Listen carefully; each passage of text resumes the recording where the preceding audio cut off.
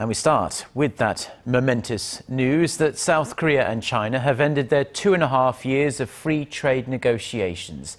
The announcement came during face-to-face talks between President Park Geun-hye and Chinese leader Xi Jinping ahead of the official opening of the APEC Summit in the Chinese capital. The two leaders also discussed the possibility of holding a three-way foreign ministers meeting with Japan. Our Choi You-sun reports from Beijing.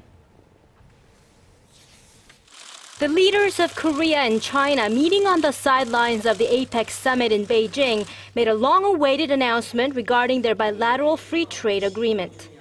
이 한중 FTA가 2년여간의 협상 끝에 드디어 핵심 사안에 합의해서 오늘 정상회담을 계기로 협상이 실질적 타결되었음을 발표하게 돼서 기쁘게 생각합니다.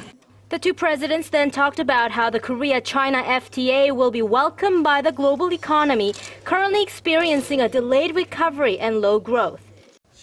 I hope that the two sides will keep pushing for continuous and in-depth development in bilateral exchanges and cooperation. Seoul and Beijing say they will remove tariffs on more than 90% of previously agreed products over the next 20 years.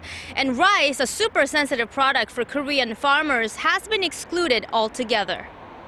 Korea's presidential office says compared to all the bilateral FTAs it has with other countries, this one contains fewer agricultural products subject to tariff removal. Shifting gears to regional security, Presidents Park and Xi agreed that they should look into a tripartite foreign ministers meeting with Japan before the year's end. Historical and territorial differences in Northeast Asia have soured ties and at times caused tensions. On North Korea, Beijing said it clearly opposes Pyongyang's nuclear development program and that it abides by UN Security Council resolutions against the regime. The two presidents then expressed the need to seek creative and diverse ways to bring North Korea back to the six-nation denuclearization talks. Choi You-sun, Arirang News, Beijing. And later on Monday at the APEC Gala dinner, President Park was seated next to Japanese Prime Minister Shinzo Abe.